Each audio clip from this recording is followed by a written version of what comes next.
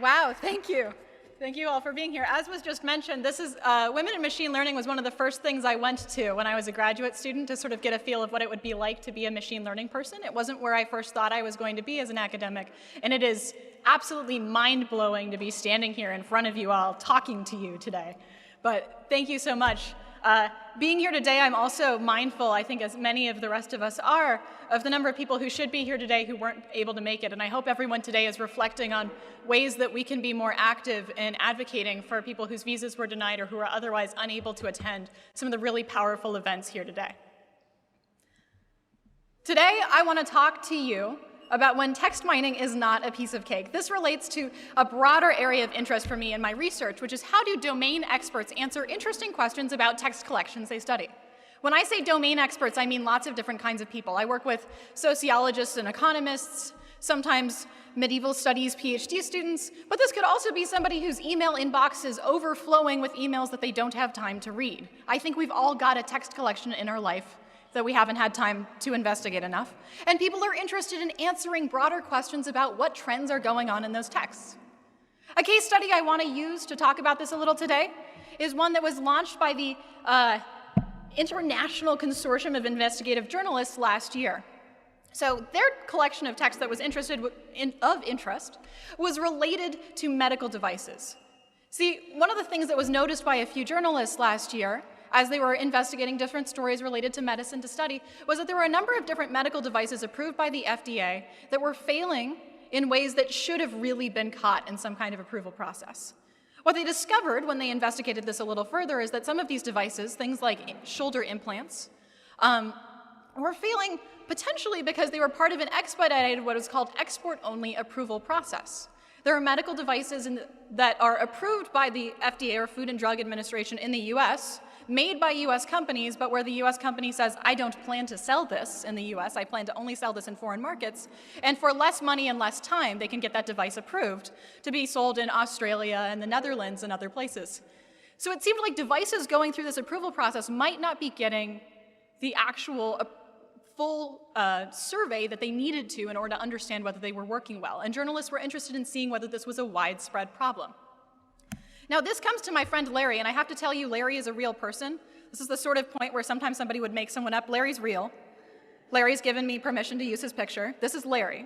Larry is a data journalist at the Associated Press. What that means is that he tries to find large databases of information to help support investigations like this. And so as part of the ICIJ, he was really interested in finding some way to find out if this was a broader problem. And he did. There's a database called MAUD, which is Manufacturer and User Facility Device Experience. Yes, that acronym doesn't work. It's the US government, so it goes. But this particular collection contains 600,000 different records of medical devices failing in the United States. It has structured information, but near and dear to my heart as a natural language processing person, it also has natural language descriptions of every single device failing and what intervention was taken to fix it. In one of these cases, this is even that the stitching on a wheelchair caused somebody to get a cut on their arm, and the intervention was putting a Band-Aid on, and it's got a whole write-up and everything. It's great. So he has this particular text collection, and he's going to embark on a sort of standard text mining workflow that I think those of you who have done natural language processing might have seen. You start by finding some text collection of interest to you. You process that text, you learn some sort of model of that text, and you interpret the model. For those of you who do natural language processing, does this seem like a sort of broad strokes version of what you do? Kind of, right? Usually, first off, this is a cycle because it doesn't work the first n times. But additionally, there's a lot of steps that I'm hiding here, right? So I want to talk about this a little bit if you're not a text mining person by analogy. How many of you have seen the Great British Bake Off or Great British Baking Show? Thank you. If you haven't, it's totally okay, but I want to explain something to you from this show. There's something called a technical challenge. Every single week in this show, bakers are competing with different kind of baking challenges, and one of the challenges that happens is that every single baker is given, at the beginning of maybe a 2 to 3 hour period, a recipe that they've never seen before, with most of the information left out. Things like how long to bake the cake for, how to make a custard, and so on. And they're expected to make a recipe they've never seen before.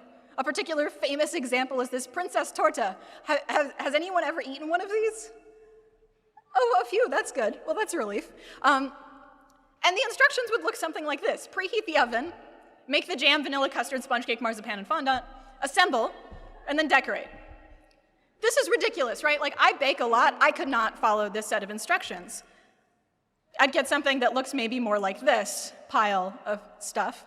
But I'd like to argue that a lot of the time, when you're somebody who's new to text mining, somebody coming with domain expertise from, say, journalism or economics, and you come to this kind of process, that a lot of the information you get looks a lot like a recipe like this. That you're expected to know how to process your particular text collection, and that would be sort of like saying, just make a custard. You know, it'll work out.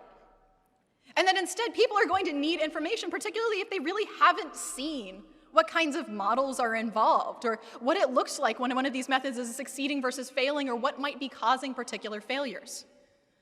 So a question of interest to me is, how do we make text mining recipes work in everyone's kitchens, in all of the different environments and data sets that people are interested in studying text, whether or not they necessarily have machine learning or natural language processing background? Now, I'm pretty new. As was mentioned before, I'm an assistant professor at Harvey Mudd College. I just started this year, so I'm not going to say that I have all of the wisdom of the ages to share here. But I have some lessons from collaborations that I've had that I kind of want to share with you today in broad strokes, along with a few projects that I've been thinking about within those lines. Sound good? Ready for baking analogies? Excellent. First one, simple recipes can be great. When I first found out about this project that I was alluding to earlier with medical devices, it was actually over dinner with my friend Larry. He had mentioned that he had found this really cool large text database to study this question, and I was so excited. I was like, that's awesome. I do text mining. I love that stuff. What kinds of tools are you using to do the analysis? What he responded with was that he was trying to use a neural network to train a classification algorithm that was supposed to be state-of-the-art in order to predict whether or not each one of these cases resulted in a significant negative medical outcome, like a casualty, which is a pretty stressful, important classification task that you would hope that this data would support, but actually it didn't. It turns out that's very hard to get labeled information for. And also, as some of you may know, 600,000 records is huge for some text mining applications and tiny for some deep learning applications. So they were having a little bit of trouble getting this thing to work at all. Now, this is interesting, right? We have lots of different literature about how to solve these kinds of problems. Really important, really cool literature. You're going to hear hopefully more about it later this week at lots of different other presentations. But the fact that that is new and cool and awesome wasn't necessarily helping with this particular question. So I offered instead my suggestion, which is one of my favorite models. Have you tried using a topic model? It doesn't need labels. For those of you who haven't seen a topic model before, let me explain broad strokes what a topic model does.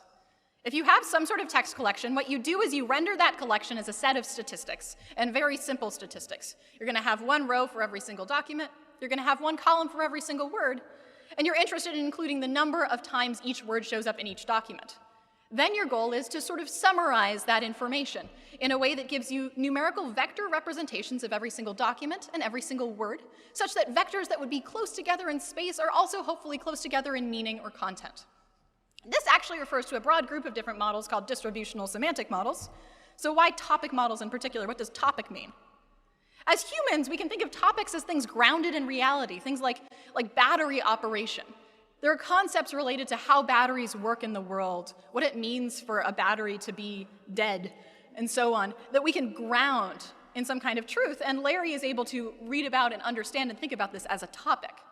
But our computer isn't going to have access to the world. Our computer is going to have access to some pretty rudimentary statistics about text.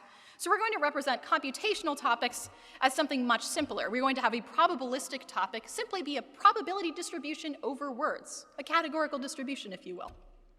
Our goal is to have a few words be highly probable, most words be not as probable, and if we look at those words in probability order in some sort of learned topic, what would be really cool is if all of the most probable words have some sort of connection to something we would think of as a human topic. So if we see battery, power, failure, charge, and device are all very high probability words in a topic, we might be able to say, we could use this topic, if we know how much it shows up in different documents, as a proxy for this concept, this topic of battery operation that exists in my mind, right? So when we learn a topic model, our goal is to find some mixture of topics that best represents our text collection. And the way this gets rendered is that we get these skinny and wide matrices, if you like your linear algebra approach to this. And on the left here, we're going to be able to model the proportions of topics in each of our documents. So in this case, every single row will sum up to 1 as the probability of topic 1, topic 2, and so on. And over on the right here, we're going to have probability distributions for each topic over all the words, like I was describing before. So what we can do is if we notice a topic here, like topic 5 has battery, power, failure, charge, and device as its most probable words, and we notice over on the left side that there's some record that has 80% topic 5, we might be able to surmise there's a good chance that that is about something related to battery. We see this record in our database and it's like maybe this was a battery failure. And this can allow us to start to add interpretability and dimensions that we can interact with at a large scale instead of at an individual document level. Now this recipe is not particularly new and it's not particularly fancy. In fact, the first time that I came to NeurIPS, at one point I had a conversation with an unnamed researcher and was mentioning what research I was doing and asked him for advice on what I should do in the future, and he said, don't work on topic models, which was, But one of the cool things about this particular model is that, first off, it gives you these ideas of something similar to human topics, something that we can conceptually latch onto that's familiar, like apple pie. We kind of can figure out what to expect. People have been making apple pie for a long time. People have failed to make apple pie a bunch of times and have reasonable things to report online about how not to do it. And so there's a sense that even though this recipe isn't necessarily the most fancy thing, even though it won't necessarily get state-of-the-art results, it's a good starting point to conduct this kind of investigation. Cool. 2, preparing the ingredients should be part of the recipe. If Larry were to try to train a topic model in his text, he might hope for output sort of like this. He's interested in finding out what kinds of medical devices have these repeated failures. Does this correlate to this thing going on at the FDA? And he could get topics where the most probable words are things like screw, surgery, procedure, surgeon, and that would relate to that shoulder example I was giving earlier. Or electrode, cable, belt, power, battery, maybe relating to battery operation. If he actually ran a topic model on the original records, he'd probably get something that looks more like this initially, when he just feeds in the text. So in this case, the first topic right there, you can kind of see some related words to what we had before, but there's a lot of what feels like repetition. Surgery, surgeon, surgical, surgeries, and so on. A second topic has a bunch of words that don't seem to really correlate to any kind of concept. They're just words that we use often. And the third one, it's not even really clear what's going on. Some kind of test, maybe? So this makes, potentially, Larry kind of sad. So, when we're studying this kind of process, when we're interested in having people be able to use topic models to answer their questions, one thing we should be really interested in is how do people actually get their text into a condition where they can effectively answer those questions with these kinds of models? Because it's not just about picking the right model, it's about having data that can actually support that. In a lot of research that I've done over the past some odd years, I've been interested in studying particular parts of the processing workflow that people will use with these models. For example, stemmers are a way to take off the endings of words so that maybe surgery and surgeries would be treated as one word.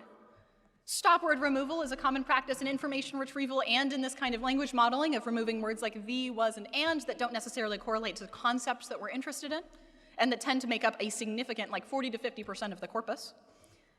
And text deduplication. In this case, if you find out why these words are showing up together, it largely relates to some templated text that was pasted into a bunch of different similar devices based upon test results that had happened, right? And we might be less interested in getting exactly the repeated text and more interested in getting something that was actually unique to these individual documents.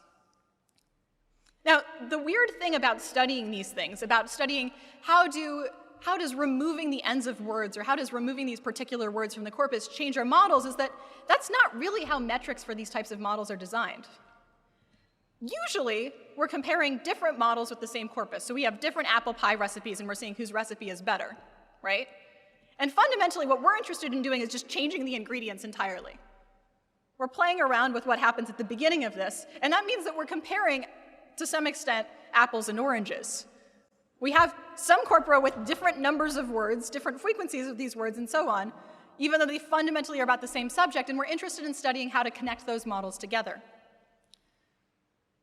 We were able to use a bunch of different sort of analytical techniques to be able to adapt the many, many metrics that exist in the world of topic modeling, which I'm not going to regale you on too long, in order to be able to try to evaluate how these processing operations happened by thinking about how to treat it as if changes after the model was created to the corpus could be compared to changes before the model was created. The idea that you could change a model and then do often what we would call pre-processing steps as post-processing. And by doing that, we were able to study and learn a few different lessons about English, Bender rule, very important. I'm going to say that these results are largely focused on English, but we're moving from that soon. First off, removing the ends of words, like created and creates to create, actually can often be redundant or even damaging. If you look at most people who are training topic models and most papers that had come out up until the point that we did this work, you wouldn't have believed this. You would have thought this was a very important step in training a topic model, is removing all of these word endings, but it turns out that it actually can sometimes lose interesting information. If you're interested in studying world religions and you treat the word God and the word gods as the same, that's got consequences to it, right? Additionally, removing stop words, things like the and can tend to affect the probability distributions that allow us to learn our models. But after that, after the first few words, it wasn't actually having a significant effect. We're able to reproduce this in French and Spanish as well, that most of the things that the model was doing, while it superficially looked like the model was worse based on those top words, once you ignored the words you didn't care about, it was actually still learning the same kinds of distributions on the words that people were interested in. So you could just delete the words after the fact if you decided you didn't like them. Finally, one thing we noticed also is in the very difficult challenge of how to remove text that shows up often in your corpus that you didn't anticipate initially, a fun thing with topic models is they're very, very good at putting all of those snippets of text into the same topic. So while that doesn't necessarily solve your problem right away, the model itself can help you with this processing workflow iteratively, and it can sort of separate out the information that's repetitive that you're not interested in. So all you really need to do to solve a lot of the problems that people were interested in deeply technically developing is to add more topics to your model so that some of them will fit the repeated stuff you don't care about, and the rest will fit the content you do. Right now, we're working on reproducing these results in 16 different languages. This is Simone Hengchen, who's working on this particular project. And I'm very excited that we're going to be able to hopefully extend these kinds of results to broader practices that we can implement, and ideally, soon, a user interface to help people do this kind of processing for their data. 3, sometimes you might need to adjust the recipe. Sometimes, in people's kitchens, it turns out that you don't have that special purpose tool that you needed, or you found out that you thought you had brown sugar, but you don't, you only have white. And you have to be able to make substitutions to be able to get the recipe to work. Similarly, if you're somebody who's starting from a text corpus and a question, as opposed to somebody who's writing a paper about a model and who picks exactly the right corpus to study that model, sometimes you're going to have to take the existing workflows people have and change them to be able to work with data you have. A particular question of interest to me recently has been, what if there's private information in the text you study? This could be personal information, like previously we were talking about social security numbers. Don Song gave an awesome talk about that. But it could also be unpublished ideas. Maybe you're interested in studying which papers did and didn't get into a conference. And you certainly don't want to accidentally release information about unpublished papers, right? Or it could simply, one issue that I care about is studying copyrighted content, because if you're a literature person and you care about books published after 1924, you can't distribute the books you collect to anybody else to do any kind of reproducibility work. So how can we model things if we have private data that we can't share in order to do reproducible work? And worse, how do we make sure that we're not going to leak that private information out into our models themselves? Because if we have somebody who has some kind of communication, some kind of new idea they're sharing in a paper, and that ends up in the text collection, that's going to be in these collection statistics as well in some form, right? And we have no guarantee that that's not going to make it into this summary information. So when somebody presents that particular summary information, it's possible that somebody would be able to recognize an individual's work from that. And that, depending on the situation, could be okay and not easy to discern, but you could imagine if you're modeling emails at a company, and some of those emails are HR reports, this could be really dire, right? The approach that we've taken in work that I've done has used, as was previously mentioned, differential privacy. And the fundamental idea behind differential privacy is we're going to add some kind of randomness, some kind of some sort of probability distribution over the things that we're doing to make it so that it's difficult to discern the output distribution of our learning method, in this case learning a topic model, over the true data from learning a model over almost the same data but with any one record or any one observation of some kind changed. So this is the broad idea. We have some idea of adding randomness to our process, which is already admittedly a little bit random as it is, to try to make sure that it would be difficult to know, that you have plausible deniability for whether or not a given record exists. In the work that I've done with my collaborators Aaron Shine, Stephen Wu, Mingwan Zhou, and Hannah Wallach, I've been excited that we've been able to approach both the problem of how do we add the right amount of randomness here, because when we define things in the world of privacy, we're interested in sort of what an observation is, and it turns out to be kind of difficult to define in the context of text, and how to still learn an okay model here, because when you add randomness, it can actually mess things up. In particular, note that I'm adding randomness in this workflow of going from text collection to statistics to summary information before we even get the statistics. I'm really interested in what's called local privacy, where we add randomness to the individual documents we have before we even put them on one server so that we don't become a scary news story, as you may have seen. So if we're interested in doing that, we have to be able to figure out what kind of random noise to add without knowing which things are interesting in terms of variation throughout the entire rest of the corpus, which fundamentally means adding lots of random noise to counts that were previously mostly zeros, and we're learning a statistical model, so that's going to really mess up our distributions. What we could naively do if we were interested in learning a topic model over this data, and which we naively did, of course, is to try to estimate this model anyways by taking noisy versions of our data, in this case, things that have like negative word counts, which totally makes sense, and to try to just round everything up and learn it anyway. And what we find is that largely the topics that we get from that are incoherent. The words that show up together come from this large random noise distribution that we've just added.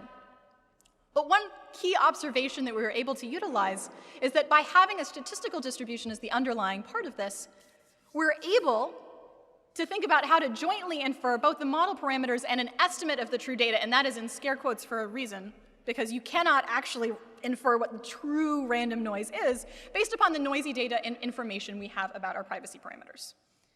The cool thing about this is that by making guesses about what the true data is, even if they're wildly incorrect, we can adjust for the ways that we've changed the distribution of our data in a way that can be really interesting for finding out sort of what the broader underlying patterns of the data are in sometimes ways that even help our final model. One thing that we found was that if we added privacy, a little bit of the random noise to our initial text and then learned a topic model using our new approach, sometimes it was better than the model we would have learned on the non-private data, which is kind of awesome. Like, you wouldn't think that you would get those things to go together, but this is a result that actually Cynthia Dwork, who's the legend of differential privacy, has talked about, that sometimes having this randomness works like regularization in machine learning models, which is super cool. So, one thing we're excited about for this work is that I've sort of broken a rule that I often try to hold to for this kind of thing, is to make it work for all kinds of different data for data analysis. And this project was largely focused on a very well-studied text data set, which is the Enron emails data set. We really want this to be able to scale to massive data sets into all kinds of different settings. So right now we're working on projects to be able to make that happen. On a closing note, a last lesson is that sharing mistakes and lessons helps everyone. When we do machine learning work, I think oftentimes it's much easier to publish a success story than a failure. And there's a short number of pages that you have to discuss which things worked and which things didn't, so you're probably going to spend your time on what things worked. But finding different venues to share which things didn't work, or the intuitions that you've built up over time within your specific domain about how to do this work effectively, can be hugely impactful for other people who are just getting into it. When I was first talking to Larry about this project, and I mentioned using topic models, I found out that he had actually tried to use topic models very briefly, but his documents seemed like they were too short, so it wasn't really working, and I went, oh, I've been there. I've had problems with that. It turns out there's this cool paper from 2013 that shows you can combine really short documents together using metadata. That makes this model work better. That it matters what the document length is, but we can fix it. And he went, oh, okay, that's cool. Should we remove common words? I went, I know way too much about that problem. Don't remove too many of the common words. We were able to have this conversation about mistakes that I had made, that I had studied and learned about, in order to help him with his workflow in the future. And the end result, while he was not a listed journalist in these stories, this produced a huge collection of stories last November, including not only studying which sort of the original permission process that the FDA had, but also they found a topic that corresponded to insulin pumps, which were supposed to be much safer, these automatic insulin pumps, than humans, but turned out to have lots of systematic issues. So they wrote an entire separate news story about that based upon discovering a topic and using that as an investigative lead for a story. And a similar thing for spinal cord stimulators. So this was really powerful as a starting point for studying text. Other investigation, both critical work from journalists, which is not going to be replaced necessarily by algorithms, and additional sort of text mining was able to contribute to this. So with that, I think a lot about these different lessons and other lessons I'm continuing to learn as I try to communicate more effectively with people who are experts in fields that I don't totally understand about the little field that I'm an expert in. And I think that it's useful to think about these simple, effective strategies for being able to communicate by analogy with others about how to actually do this work in practice on new data sets to be able to answer questions of societal significance. So with that, thank you very much. And I think I have a little bit of time for questions.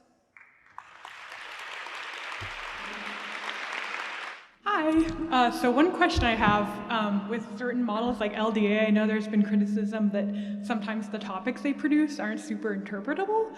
And so I was just wondering, like, for general usability things, like, I would imagine, like, you'd want to be able to create topics that the users, like that made sense to them. And I was just wondering, like, in your research, if you've done any work on, like, having more human interpretable models? Yeah.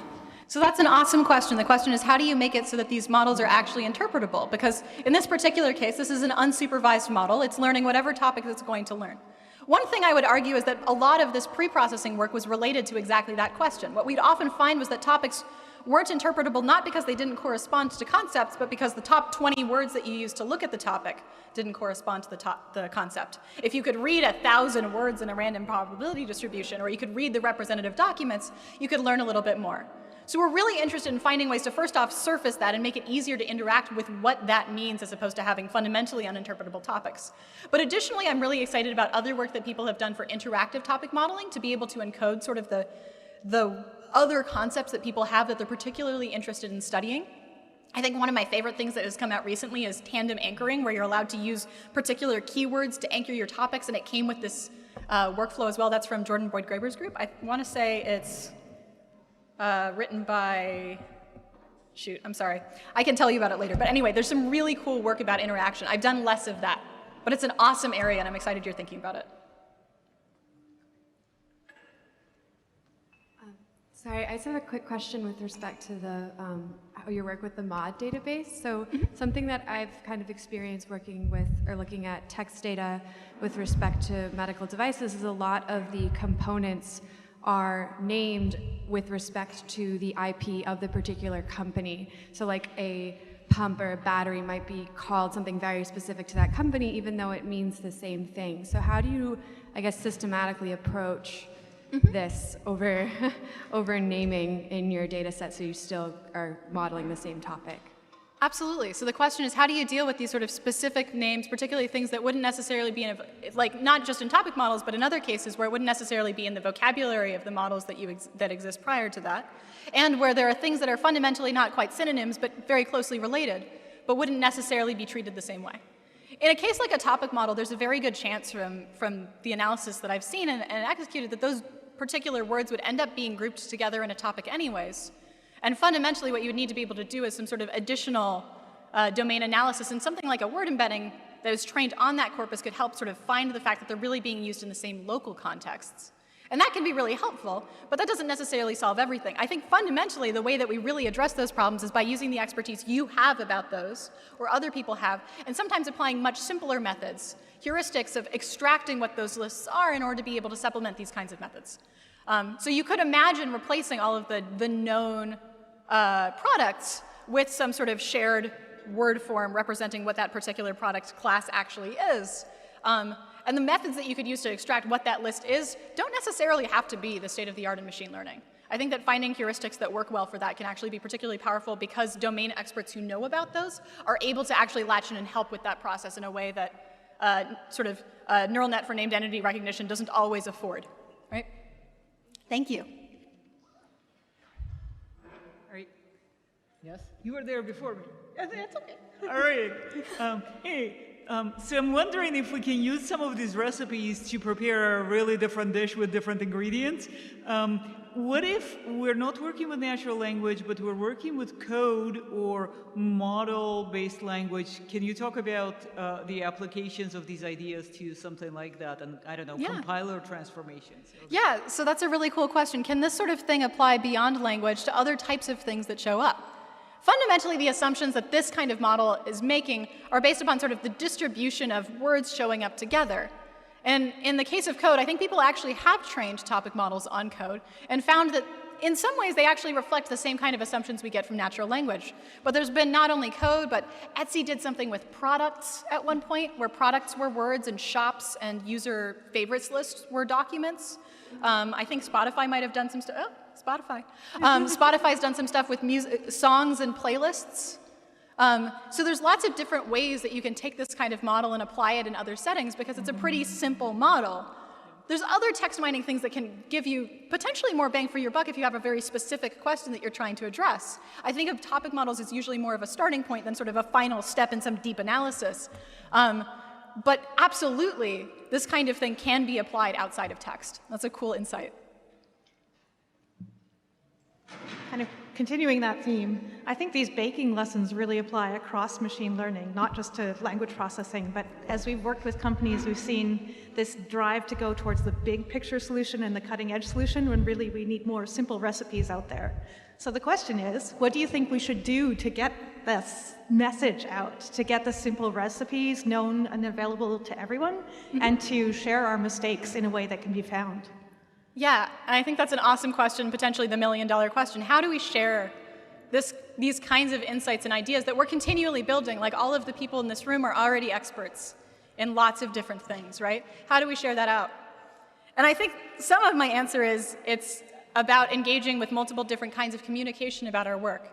Like I love reading a good machine learning paper just like the next person. But sometimes if I'm trying to introduce material to the people that I work with, like the economics professor I'm collaborating with right now, that's not the right way to do it.